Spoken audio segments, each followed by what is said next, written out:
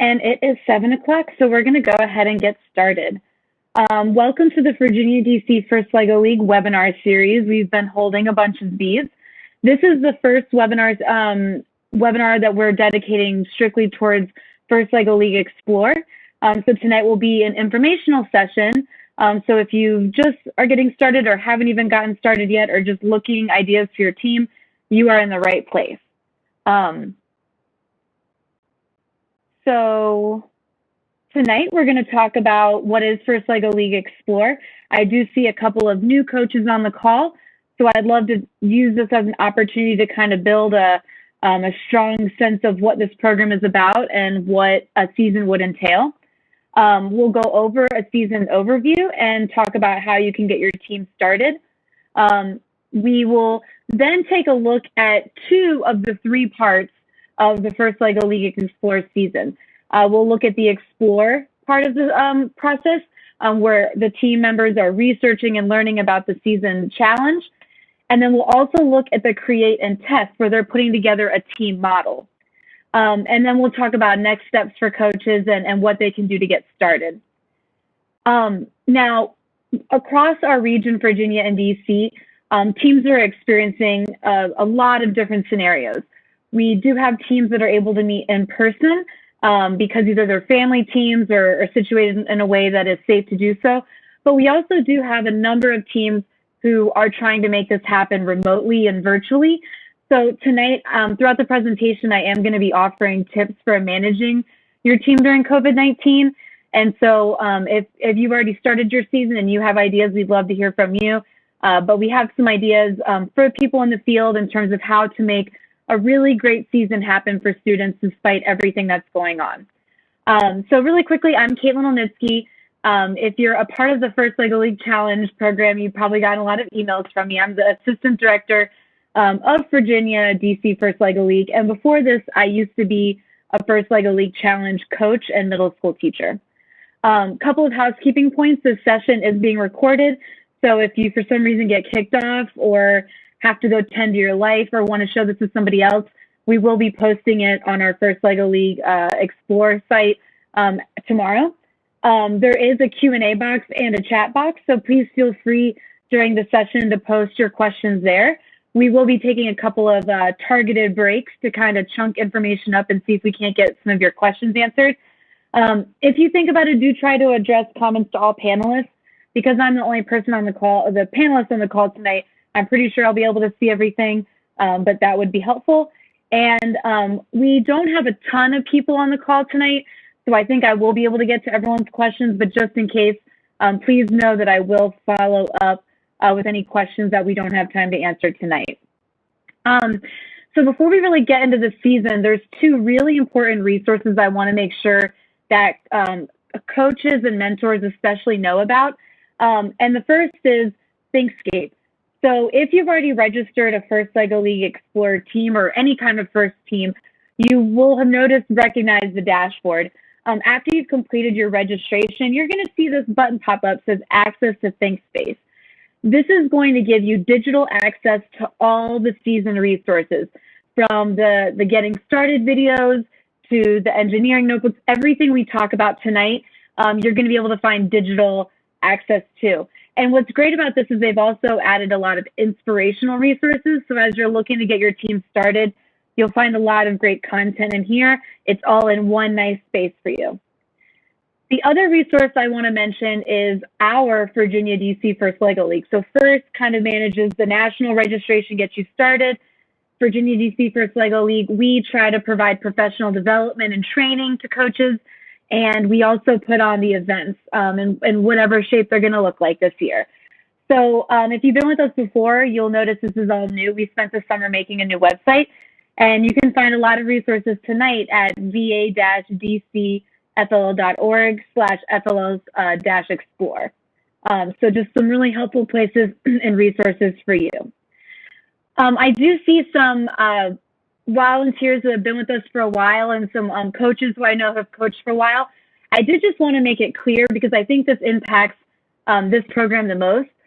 Before COVID-19, First LEGO League had a rebranding, right? It doesn't really seem like the best timing now, but this all started before everything was upended.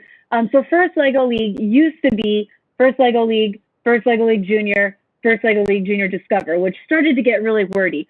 So what they decided to do was put all the programs together with just separate divisions. So everything is now called first LEGO League.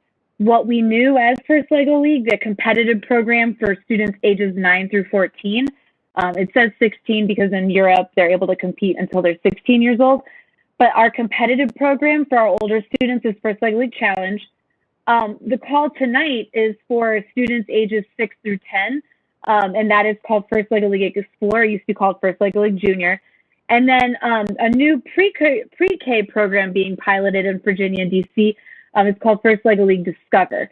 And so we've got the same great programs, just a new look, but the same content and everything that you've come to know and love. So for my new coaches on the call tonight, I want to get some language down that'll be helpful. First LEGO League Junior Explore is a STEM-based learning opportunity for children ages 6 through 10 in grades 2 through 4. Don't worry if you're working with students who might be in the first or kindergarten grades or even into fifth grade. Because this is a non-competitive program, we're very flexible with the age limits here. So if you've got students with outside that range or age limit, that's totally fine, whatever you feel like is best for them. But each year, teams receive a new, really exciting challenge based on a real-world problem. We'll talk more about the challenge tonight, but this season is all about play and how we're active and how we get our heart rates up. I think it's a really great theme for this year, and we'll talk more about that. So a first LEGO League season is broken into 3 parts. We'll talk about these 2 parts highlighted in yellow tonight.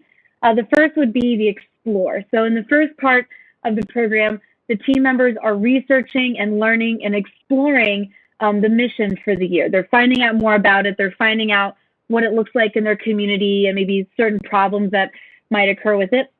And they're also learning about the LEGO We Do robot, which we'll talk about in a minute. So again, they're learning about the challenge and they're learning about the robot. Okay. And then in the create and test model, this is where they're really starting to create their own ideas and put together their own idea of how, a way that they could engage with the challenge. And they're building their team model, which we'll talk about, and testing it out, testing their code, making sure their model works, all fits together. The last part, which I think is a really important part, is the share part. Not only have they learned a lot, but who are they sharing it with in their community?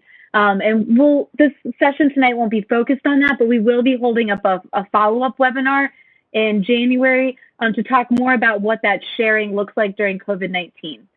And then I think one of the things that makes our program so different than other robotics programs out there is our work is guided through the first core values. So we include people. We are all about what we discover and learn and learning along the way. Teamwork, we're all about working together. Innovation, so using our creativity and our problem-solving skills to get through a problem. It really is about fun, and if you're not having fun in First LEGO League Explore, then you're not doing it right. And then impact, which I think is a really powerful part, that team members apply what they learn to the real world, because these kids are going to go on to be the next inventors and thinkers and problem solvers in our world. So it's just starting them off young. So I think the core values coupled with the robotics aspect and the research aspect really make this program stand out. So if you've already gotten your season resources this year, you might recognize this graphic. But again, First LEGO League Explore season, boiling it down, is really just about exploring, creating, testing, and sharing. So this year, I had mentioned that the challenge is all about being active. I thought it was kind of funny because this challenge these challenges they create are started to get created 2 years out. So before we even knew about COVID, this challenge was already there, and it was actually supposed to kind of tie in with the Tokyo 2020 Olympics this summer, which was really disappointing when that didn't happen. But looking at our world now and how most of us are sitting right in front of our computers, in our homes, in our apartments, in the same place, I think that this idea of how can we get active and get our heart rates up and stay healthy is even more important for students to be thinking about. And I think that they'll have a lot of really interesting ideas and perspectives to bring to it. So if you've joined me for one of our first LEGO League Challenge webinars, this might look familiar because it kind of follows the same model. So for my new coaches, a season runs from August to May. You don't have to get started or run that whole time, but the challenge launches in August, and normally most of the events wrap up by May. We may extend into June this season to give teams more time for COVID, but we'll take that on a case-by-case basis as we talk with teams getting ready for events. So the first step you want to do is start to think about gathering your team. You will need 2 adult coaches and 2 to 6 team members. Again, I mentioned the ages and grades. With the Explore program, you can go a little bit outside of that. We really want to include everybody, and it's a non-competitive program, so everybody's welcome. You're going to want to register with FIRST to receive your official team number, a team meeting guide, which is a really helpful guide put together for coaches and mentors to help walk their team through a season. And then you'll also be receiving engineering notebooks. This year, for some reason, FIRST has decided to only send 2 physical notebooks, but I had mentioned the resources in ThinkScape. All coaches and mentors will be able to get access to digital copies of these guides if you're looking to use them. And then this will also help you get your materials ordered. So you'll want to order the Season Explorer set, which is this box right here. It's included in your registration, and that it does change every season, but it's included. And then you'll also want to get the Lego We Do 2.0. This is a robotics kit from Lego Education, and this can be used from year to year.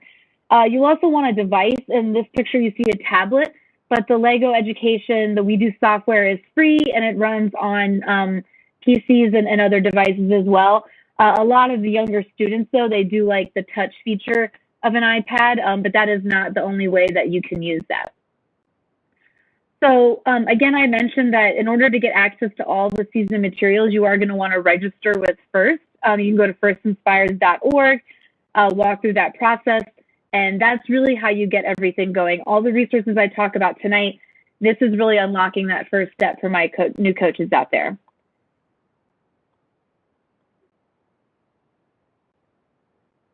So moving on. There we go. Sorry about that. So on our website, we have put together a sample budget. This was made before COVID-19, so there may be a few changes. So I just want to walk through for coaches getting started what the cost looks like. So a new team would definitely expect every year to pay a $99 registration fee with the shipping and handling. But this really gets you a lot. It gets you your official team number. It gets you the team meeting guides for the coaches, the engineering notebooks for the students. It gets you the Explore set, which is used throughout the season. So that really gets a lot of your materials together for you. It doesn't include local event fees or the kit, but it gets you the season materials that you need to get started.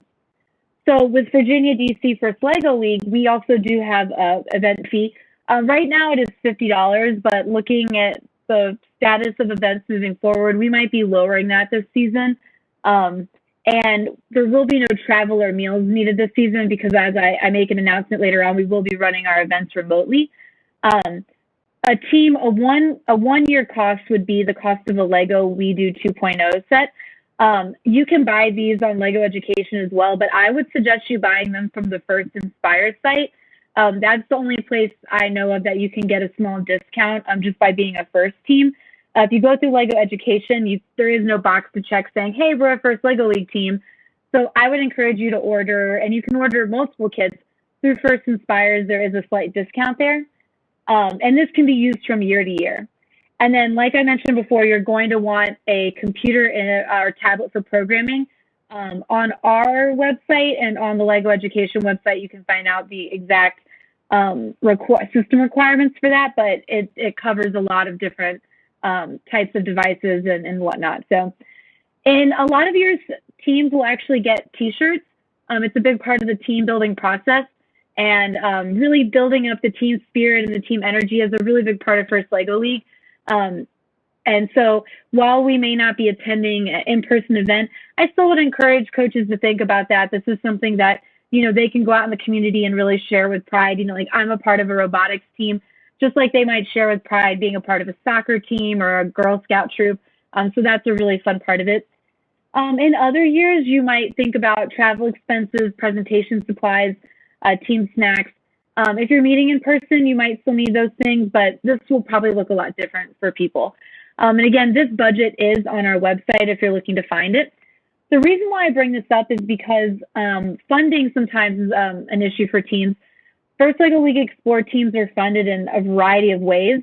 Some teams receive STEM funding, maybe from a school or a district, especially PTOs and PTAs. They really sometimes they're more willing to invest in projects like this that goes to serve students in the community, especially if they see a parent volunteer willing to take it on. You can a lot of times talk to teachers and make that happen. A lot of teams, they look for independent funds. So I know a lot of coaches, they go to their places of business where they work, whatever that may be, and they would ask their corporation to sponsor them. It's not a lot of money, and that could be something where you put their logo on a shirt and whatnot. So a lot of people will go to an independent corporate or individual sponsor to help them out. There are some specific grants, regional and through FIRST, and I'll give you the website to look for that in just a second. And then some teams, they just create their own fundraising plans through community outreach. They do Donors Choose, they GoFundMe. Sometimes it is just parents getting together and parents or guardians getting together and pulling the money. So really teams are funded in a variety of ways. But on our webpage, the VA+DC FLL.org, we do have the example budgets and some funding. And I bring all this up tonight because being able to buy a few extra materials might be really helpful to coaches who are looking to try to navigate COVID-19. So materials during COVID-19, there's a lot of really innovative ways that teams are managing this. Actually, I'll probably get to that in a second, but first of all, normally FIRST would only allow you to buy one Explore set, but with COVID-19 this year, FIRST is actually allowing teams to buy an additional Explore set, which includes the Inspire model, which I'll show you the pictures for in just a few minutes. That would only be an additional $35 on your registration, but there's a really good reason why teams should consider buying that extra Explore set, and I'll talk about that soon. I have seen a lot of teams purchasing or borrowing additional LEGO WeDo 2.0s. And I know that seems a little scary because it is a $200 kit. But what we've seen teams doing is going to some of these grants or finding some of this funding and purchasing one or two additional kits. So that way they can spread kits out within their community, especially if your team can't meet in person. The LEGO WeDo 2.0 kit is a much easier kit to handle. And I'll talk about some best practices that teams are using in order to take care of their equipment and make sure that families feel comfortable with that. And right now, with most schools in the state of Virginia and DC being all remote, there is a lot of equipment just sitting around right now at after-school clubs at different schools. So talking with your community leaders about what they might be willing to help you out with is a great place to maybe be able to find some additional equipment. Again, people are using grants, sponsors are borrowing equipment. And the big thing I will note, because the kit does have a lot of pieces to it, teams are not sending the entire kit home. They're sending home the few pieces that are needed for some of the targeted lessons, and I'll show you what those look like in just a minute. But just know that most teams are not sending home the entire 400-piece kit and expecting it to come back in one piece. They're sending home just small bags of what the kids need to accomplish what they need for this season. So it's not as scary as it sounds. And if you're willing to look into this and want to talk to me and connect with me after the webinar about other best practices, every team's going to be in a different situation, so I'd love to help you out with that. If you are one of the teams that is able to meet, LEGO Education does have some great sanitation tips that were specifically designed around COVID-19. We have those published to our website, but if you just Google LEGO sanitation tips, it's pretty widely out there right now, especially with what everyone's dealing with. So a lot of ways to handle materials during COVID. There isn't going to be one size fits all approach to it. It's really what's going to be best for your team. And again, feel free to connect with me after the webinar about making a plan that works best for you. So time commitment in this. The season runs from August to May, but it will not take you from August to May to do that. So the challenge opens in August and typically we end in May. The registration will stay open until April. So if you're thinking if you want to even start a team, you still have plenty of time to get things together and to think about that. Teams generally meet between 8 and 16 weeks. It depends a lot on the team. It depends on how many times a week they're meeting or what that looks like during this time between August and May. So about 8 to 16 weeks. Team meetings are usually held either just once or twice a week for about 60 to 90 minutes. I'll talk about this on another slide, but if you are meeting virtually with kids, 90 minutes is probably too much for what best practices are saying. We're seeing that students are doing better somewhere between 45 to an hour, no more than an hour long virtual sessions. So just consider that when you're trying to figure out the length in which you want to meet. If you're only going to meet once a week for 60 minutes, you might want to go more than, the 8-week minimum. Coaches do feel like they do more preparation at the beginning of the season, to get the team schedule going, to make sure everyone feels grounded. But once the team sessions start going, what we've heard from coaches is that prep for a session is pretty minimal. Once they've got their team norms down, once they've kind of decided how things are going to work. So a little bit of planning and preparation up front, but when things get going, they tend to run pretty smoothly. And a festival is about 1.5 hours long, but we'll be talking about that at another session. So again, meeting schedules, 8 to 16 weeks, 1 to 2 meetings per week, 1 to 1.5 hours per meeting. Online meetings should be held shorter.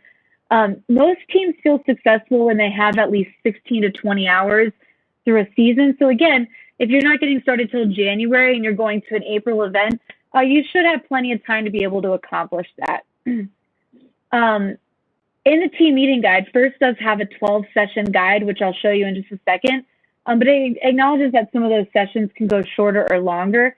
Bottom line is, I'd say try to plan for at least 16 meetings of about, I know I'd said 90 here, but about 60 minutes each time.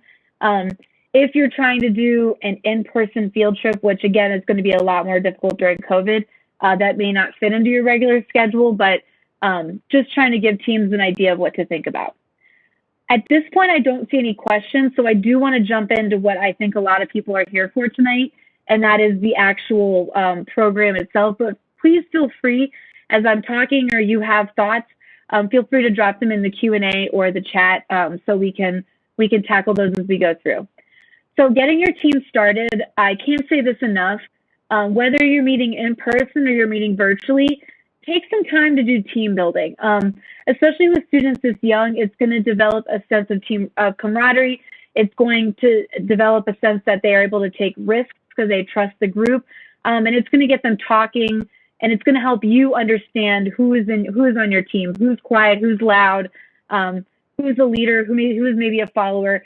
So think about developing some team norms. When we're sharing ideas, how will we share ideas? If we disagree on something, how might we disagree? How are we using materials?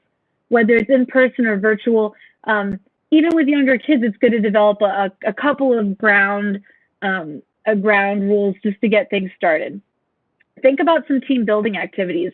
There are a few ideas in the team meeting guide that the FIRST already provides to you. Also, just consider playing games or getting to know you activities. I sat in on an FLL Explore session 2 weeks ago where they started off with a lightning scavenger hunt. It was all virtual. So the kids were in a Zoom meeting with their coach, and they said, okay, 2 minutes, everybody go find something that is red. And all the students ran and found something and came back and shared it. And it was really interesting to see the silliness. They shared things about their family. They shared things about what they love. And so it was a really, really fun, easy, no prep, getting to know you activity that starts to build some of that team spirit. For teams that are going to meet virtually this year, if you're a school team, you probably already have a platform that is approved by your school that you're using. But if you're a community coach, on our website and in these slides, we do have a great breakdown of some of the different platforms like Zoom and Google Meet that can be used. But especially when working with young children, this is a great part of the time to incorporate the parents. what does everybody feel comfortable with working with, making sure that the kids feel comfortable with it.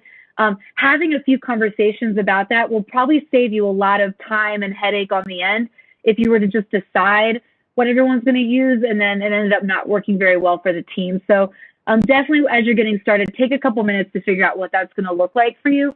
A lot of great options out there. I wouldn't say that one thing's best, but do what's going to be best for your team. So let's talk about the Explore set. So I actually got a chance to build this set over the weekend with my nephews. So the Explore set this year is comprised kind of two things. First, you have the Inspire model components. This year, because it's all about getting your heart rate up and being active, you have these three components that work together. You have the heart game, which is about being able to measure your heart rate when you're in physical activity. You have the treadmill, and you have the motor and hub. The treadmill here that I have and the heart game actually fit together. So when you turn the handle on the, I guess if I can make it so you can see it, when you turn the small green handle on the treadmill, it actually raises the heart, the flag over here, if you can see that. So it raises the flag. So it's kind of showing kids how when you're doing physical activity, it's getting your heart up. So there also is the motor and hub. So notice there's three very separate features.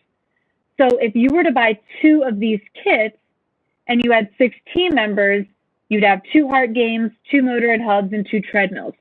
That means if you're meeting virtually, you could send home each of these components with your team members.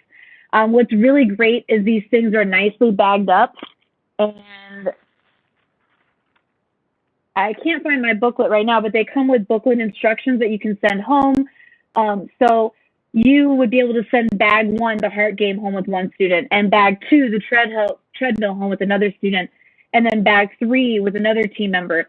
And if you had the 2 kits, everybody would get 1 each, it would be duplicated. The other thing you're going to find in your Explore set is just bags and bags and bags of Legos. And trust me, these Legos this year are awesome. What these are Legos that are really for the kids to inspire their creativity in building.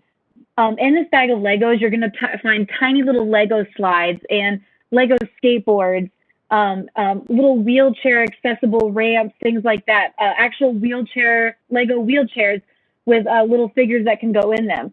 You'll find lots of exercising equipment, all of these different things that are going to help inspire the students. So you have all these different plates, all these different Legos, and then the different pieces of the Inspire model. That's what you're going to get within that $99 registration fee. So as I talk about the season, I'm going to be referencing these guided sessions that are in the Team Engineering Notebook. I do want to start by saying, or they're in the Team Meeting Guide and Engineering Notebook. I do want to say that these are completely optional. If you've been coaching for years and you already have a system that works for you, you don't have to follow these sessions. These sessions are really there for maybe a newer coach or somebody who's just getting started, or they can just be great resources for veteran coaches. So the way that FIRST has these sessions set up is the teams would start with some introduction. Again, even if you are leading virtual meetings, there's a lot of cool activities that you could still do virtually with the kids. They already got it all listed here for you.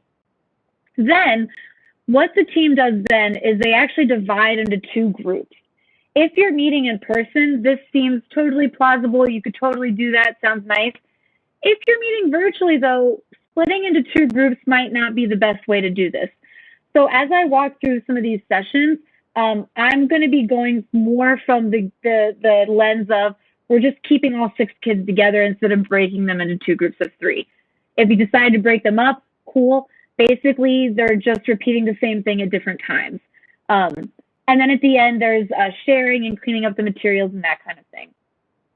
So the things you notice in green here are Lego We Do lessons that I'll talk about in a second.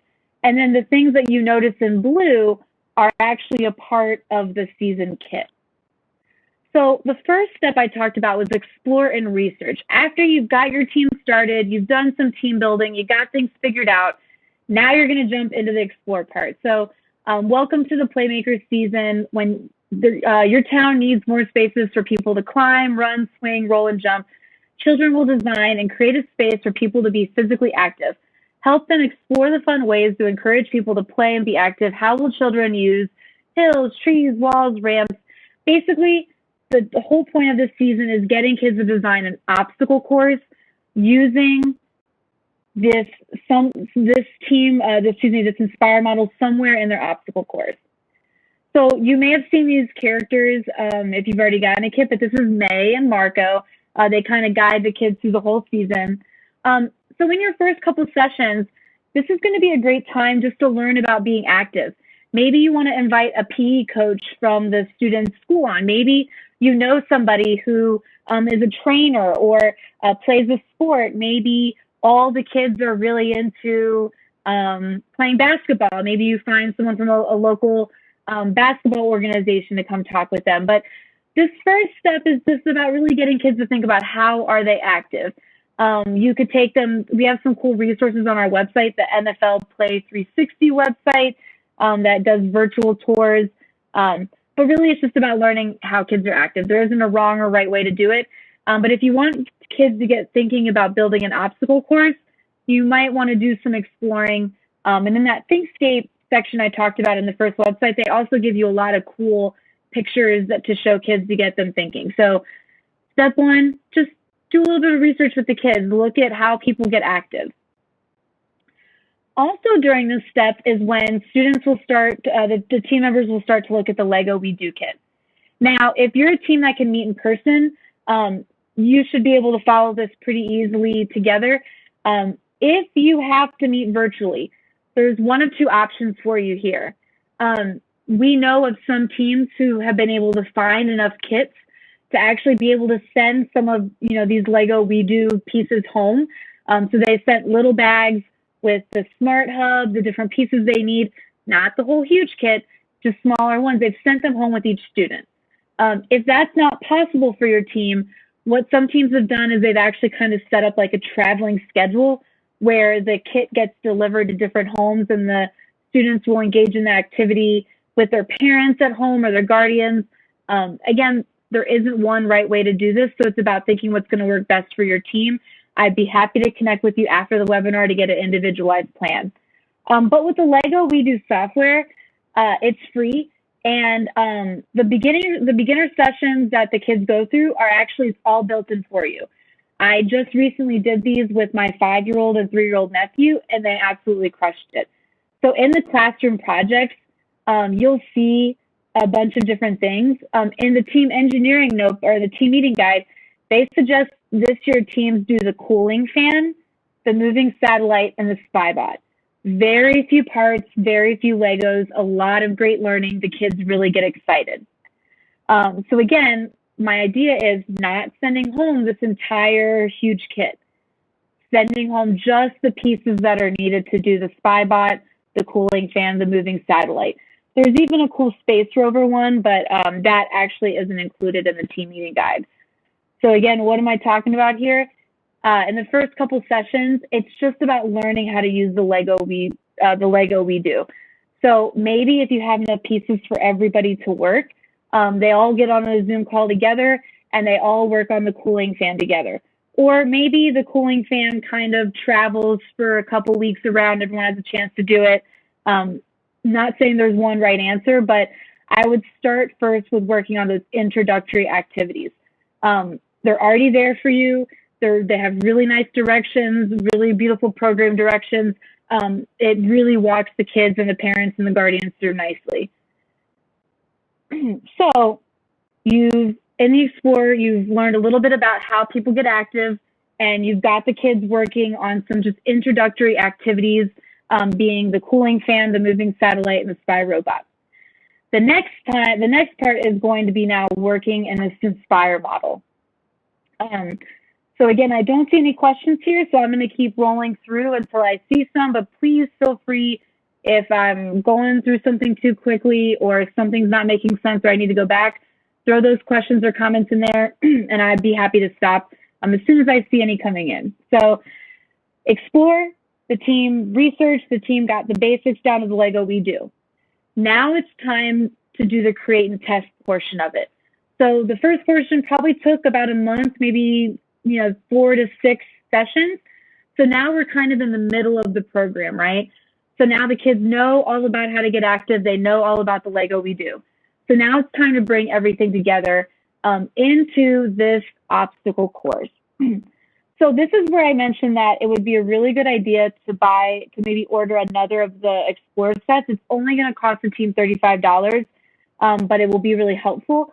And as we get into this section, the team meeting guide also has a lot of great visuals for the programming. They really do a nice job of walking you through every step of the way.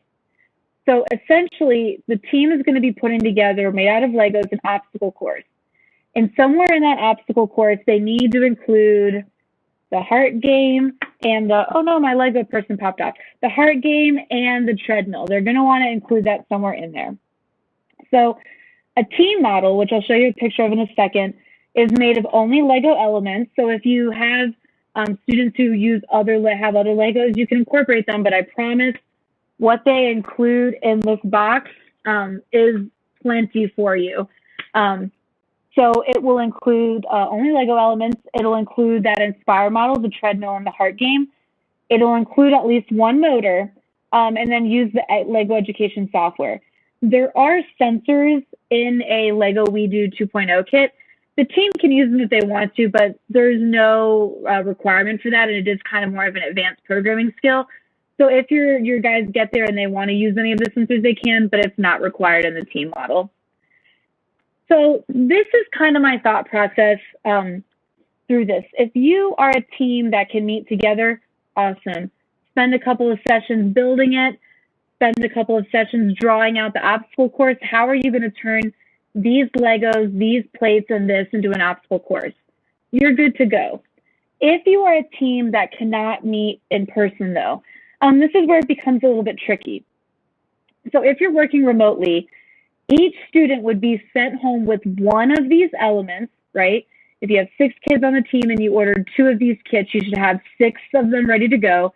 So one of these elements, one of these gray Lego plates, and just a chunk of these Legos. I promise there's so many, it's enough. So if each student wants to get one of these elements, some Legos and a plate, right? You would send that home with them.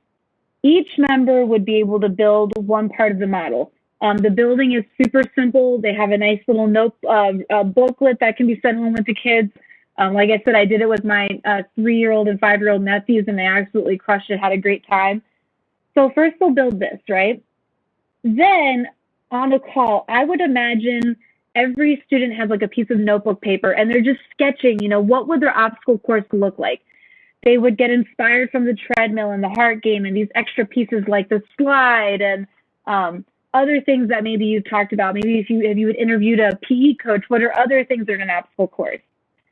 So the students would present their ideas over a Zoom call, and they would decide, okay, what's going to be in our obstacle course? This is where teamwork is really important. So this is the tricky part. If they're not meeting in person, after they've built their parts, they've built their little section of the obstacle course that they've decided on, that's when the coach would want to collect the materials to put everything together. So let me take a step back for a second. For my new coaches out there, this is a great example of what a team model looks like. It's really silly. It is kind of more the student's imagination. So this is from the Mission Moon build. They had to create kind of a moon base. So where would they be sleeping at? Where would people be eating at? As you can see here, it's a lot of imagination. So with an obstacle course, and this is just a picture I found, if the kids were saying, oh, we'd go up the slide and then down it, in one person's section of the obstacle course, they would be building up the slide, and somewhere along the way, they would want to incorporate that. One question I do see here I'd love to address, because this is a great time. It says, if I remember correctly, any one component should be included, the treadmill or the heart game. Is that correct? That is absolutely correct. You don't have to incorporate both of them. It can just be one. I've seen a lot of teams incorporating both because they like the idea that it fits together. But you are absolutely correct out there. Within the team model, you do only need to incorporate one of these. But if you want to incorporate both, you can. So you are right. You only need one of those components on your team model, but you can use both if you'd like to. You're more than welcome. So if you're a team that has to meet virtually, this is a little bit tougher of a process because at some point, the coach is going to have to collect these individual pieces up and put it together, where then they would try to test and work on the coding. A lot of teams are still getting creative. If there's one chance, maybe in the spring, that you could come together for a practice, this would be the practice that you'd want to come together. This is going to be happening later in the season. So I know right now people, there's a lot of restrictions on gatherings. It's harder to come together. But if you weren't getting to this part until April, there is a chance that you maybe could be able to meet in an outdoor setting to be able to do this together. So that way everybody on the team would be able to see the team model. So as we're getting through the season, maybe keep this part a little bit open-ended. Maybe it's something that the coach is going to have to do on a virtual call, but maybe towards the spring, this is a time that somebody could gather in a parking lot or a garage, and depending on where we at with health restrictions, maybe that is a time where people could come together. But that team model is really where all these pieces are going to come together. This is where their creativity, what they've learned, what they've built, what they've coded, is all going to come together in this really cool team model. So to bring it back to the guided sessions, again, first has this whole thing laid out. What I would really suggest, though, and again, I'm not a total expert, and this is just, trying to adapt things to COVID, spend the first couple meetings team building, learning about getting active, do those introduction Lego We Do activities, the cooling fan, the moving satellite, the spy robot. Then start to work on the treadmill, the heart game, and the motor hub and what that might look like. This is a time then when the team could actually start to design their team model. What is this obstacle course going to look like? Towards the spring, that's when you would be getting ready to attend an event.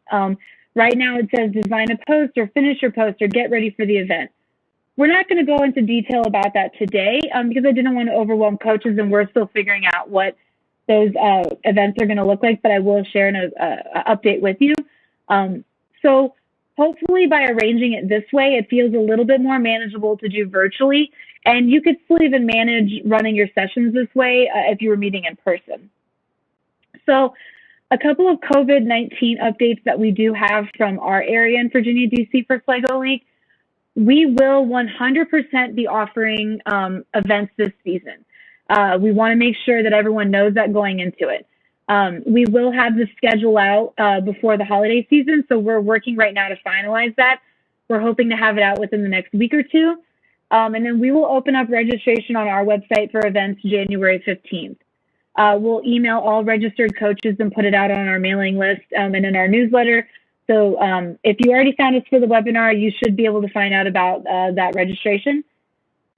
While we're absolutely continuing to monitor the COVID-19 pandemic, as of right now, we will be running our events remotely, meaning that teams will be participating in the events from their own communities. That could be the teams could gather or they're all separate, but you would be virtually sharing your team model, virtually talking with the reviewers. We'll still be planning as many cool things as we can for the kids, but right now we do plan to do this remotely through a platform that FIRST is developing called the FIRST Remote Event Hub. We're still working on what this looks like for our older program, so we promise we'll have more updates as what this looks like, but we're trying to shift everything just as quickly as you guys are, so bear with us on that, but it's coming. So another webinar will be coming in February to get how to get your team ready for that. We will be releasing guidelines on a digital Show Me poster. In a typical event, the team would bring their team model to show off, and then they'd have a poster that they put together that talks about what they've learned and how they worked as a team and how they came up with their obstacle course. So because we may not, we won't be meeting in person, we will have some guidance for what a digital Show Me poster would look like, and we'll have that ready for you to go. But if you've coached before, it's very similar to what you might have seen in the past. And I think this is really important to say that behind the scenes, myself and my key volunteers are working to try to as closely mirror a remote event to an in-person event. At an in-person event, First Lego League Explore teams would usually get to participate in some really cool activities. They would get to see the work of other teams. They would get to talk with reviewers about what they've learned. There will still be an award ceremony, and we still want to send out medals and give awards to our team. So we still want to honor their work.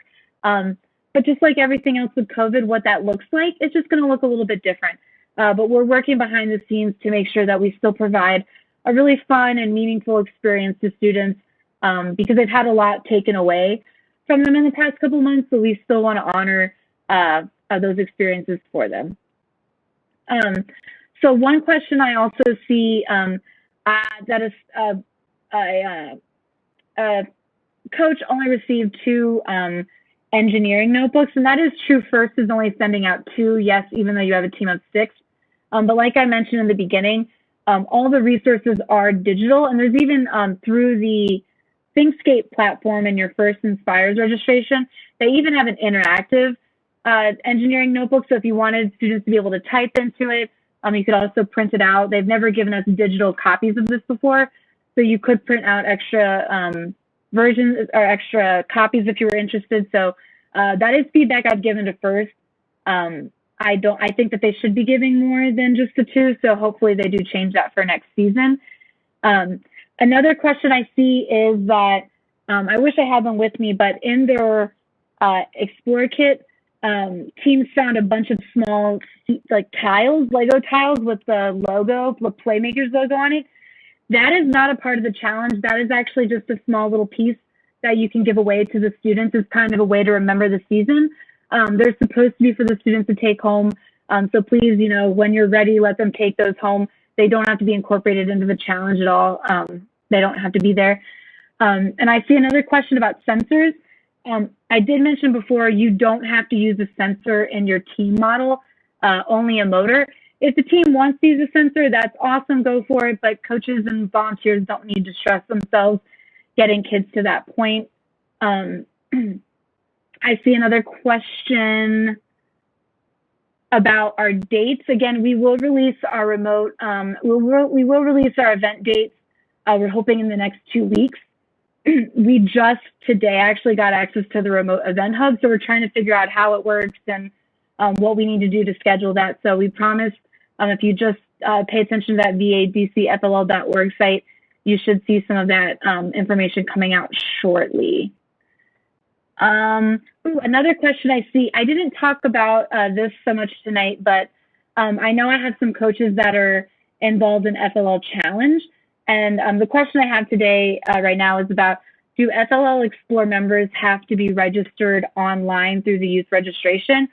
And technically, if they're on a First Lego League Explore team, they should be registered online with the youth registration. But I will not be looking for youth registration unless they're attending an event. So when we have our webinar about events, I will do a much more targeted section about how to get your team members registered and then get the parents to approve them being in our remote event hub, our platform. I'll do a much more targeted session, but I didn't want to overload coaches tonight with too much information. I really just wanted to give you some tips and tricks about how to navigate the season and what to do. So yes, teams, all members do need to be registered in the youth registration system, but I'm not going to be chasing you down for that until you're actually attending one of our events in the spring. So looking through my chat and the Q&A, it does look like those are the questions. So to wrap things up, I just wanted to mention maybe a couple of next steps for coaches. So if you haven't gotten started already, as you can see, you have plenty of time. Please don't be stressed about it. If anything, this is a great time right now before the holidays just to think about how you might manage this and then jump into it in January and February. It still gives you time to be prepared for an event. Again, typically our events run till May, but we are looking at offering a few June events just because, everything has had to change a lot with COVID. So we want to make sure our teams are prepared and they still get to celebrate an event. So if you're just getting started, maybe thinking about how many kids, who's interested right now? Is this a community team, a school-based team? Who will join? Maybe start thinking about how you're going to manage materials. If you're a team that can meet in person, what is that going to look like? You know, masking, social distancing, sanitizing. If you're going to meet virtually, what's going to be the best way to manage your materials? Can you get extra kits? Are you going to order another Explore set? What equipment are you going to be working off, whether it be an iPad or a laptop or some other device? Once you've got some of those ideas at least thought about, you're ready to basically go register your team. Register your team with first, start thinking about setting up your team meeting schedule, and then start getting the work done. One thing I would encourage is please reach out to us at either questions@va-dcfll.org or my personal email, the JMU one. If you're running into issues, this is all of our first time doing this, so I'm happy to meet with you and your coaches. I'm happy to give you some more resources as they become available. But please, you know, if you're struggling, keep me in the loop. I want to make sure that we're here to support all of our awesome volunteers out there. And then lastly, after this holiday season, after the new year, please check back on our website for more information about attending a remote event. If for some reason things are looking a lot better